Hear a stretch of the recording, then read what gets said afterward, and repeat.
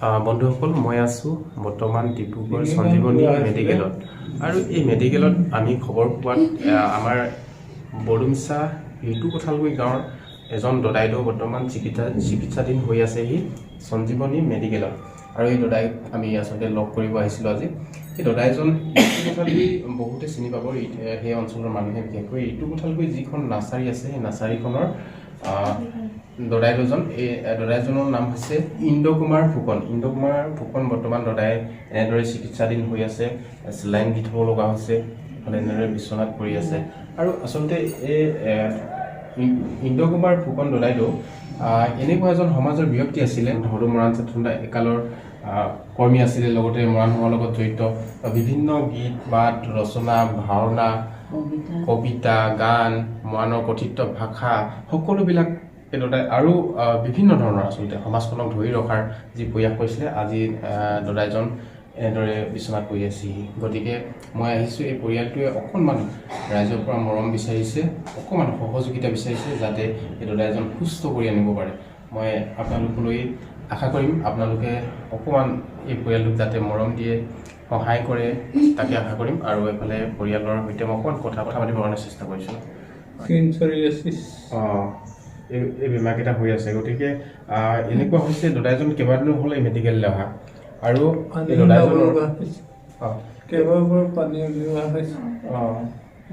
পেটৰ পৰা মানে এটা ফুলা বেমাৰ হৈছে, মানে এতিয়া ফুলি আছে, মানে পেটৰ পৰা কেইবাবাৰ পানী উলিয়াইছে। আৰু এই পৰিয়ালে আমাক জনাইছে যে এখেতলোকৰ চিকিৎসা কৰি বৰ্তমান দদাইৰ লগত যিখিনি ঘৰৰ টকা পইচা আছিলে সকলোবিলাক সা সম্পত্তি বৰ্তমান শেষ হৈ গৈছে। তো অকণমান ৰাইজৰ পৰা অকণমান মৰম বিচাৰিছে, সঁহাৰি বিচাৰিছে। আপোনালোকৰ অকণমান মৰম সঁহাৰিয়ে এই দদাইজনৰ ভৱিষ্যত জীৱনটো আকৌ যাতে আগৰ দৰে হৈ আহে তাকে আশা কৰি মই আপোনালোকলৈ অকণমান মৰম দিব বুলি আশা কৰিলোঁ। লগতে কেতিয়াৰ পৰা হৈ আছে বেমাৰটো? আজি 6 মাহে হ'ল চালে। তাৰপিছত আমি মাজতে আহি সেই পানী উলিয়াই থাকোঁ, উলিয়াই এবাৰ দুবাৰ উলিয়ালোঁ, 5 লিটাৰ হয়। আৰু নেক্সটবাৰ লাষ্টৰ বাৰ 6 লিটাৰ উলিয়ালোঁ। মানে 6 মাহৰ আগৰ পৰাই দদাইজন মেডিকেলৰ লগত ট্ৰিটমেণ্ট কৰি আছে মেডিকেলত। হয়, তেখেতৰ লিভাৰ একেবাৰে বেয়া বুলিয়ে কৈছে বাৰু।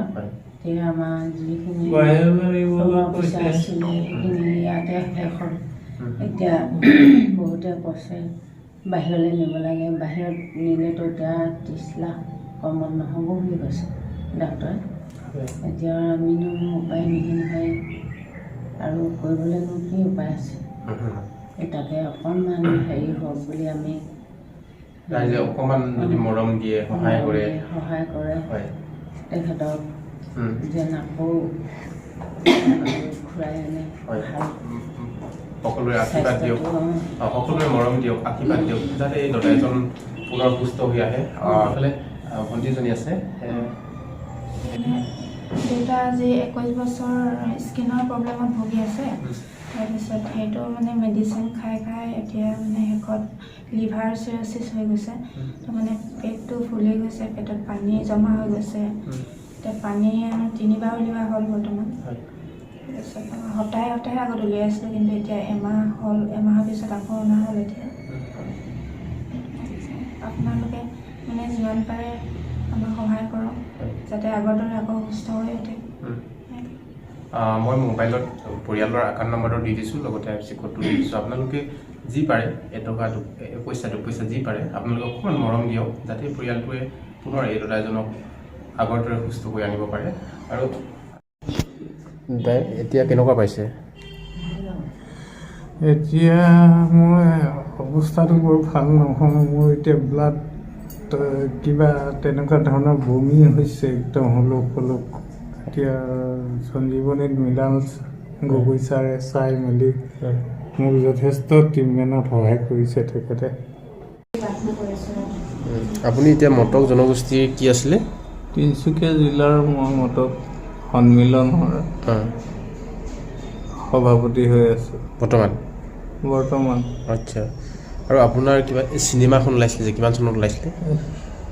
VCD ওলাইছিলে, এইটো মাকুমৰে মদন দত্ত প্ৰযোজনাত। সেইখন শ্যামন্তিকা আৰু প্ৰণৱ দত্তই অভিনয় কৰিছিলে।